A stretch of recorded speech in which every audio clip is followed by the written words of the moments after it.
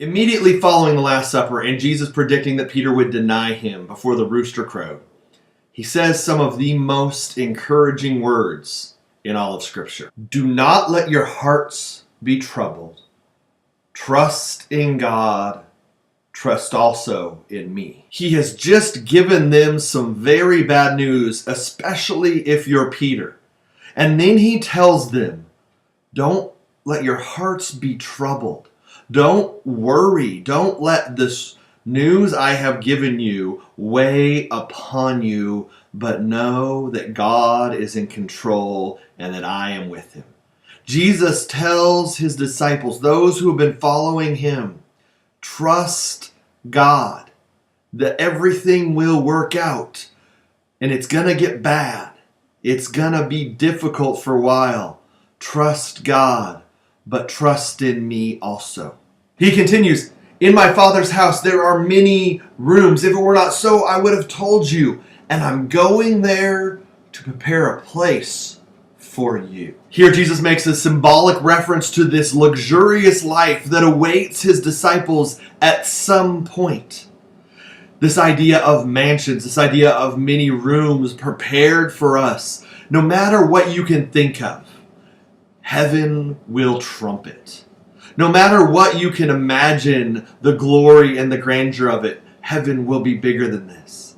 And Jesus isn't talking about physical rooms, physical mansions, physical expanse of house. What he's saying is there's comfort, there's luxury, there's peace. You will be taken care of. And Jesus himself says he's going to prepare it for our arrival.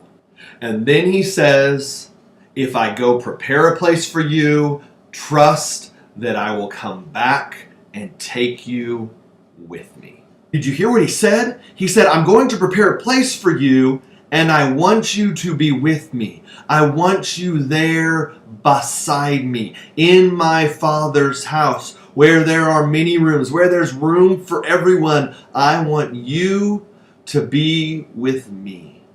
Jesus promises to return. Jesus promises a place for us. Jesus says, don't let your hearts be troubled by the things around you. Trust God. Trust also in me. Jesus knows that we will face difficulty. Jesus knows that our lives will not be easy. Jesus knows that when we stand for him, we will be hated and mocked and attacked.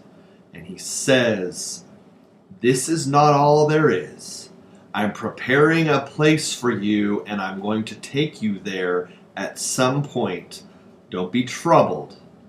Trust me. Just moments before his arrest, and hours before his trial and crucifixion, and days before his resurrection, Jesus tells his disciples, don't worry, trust me.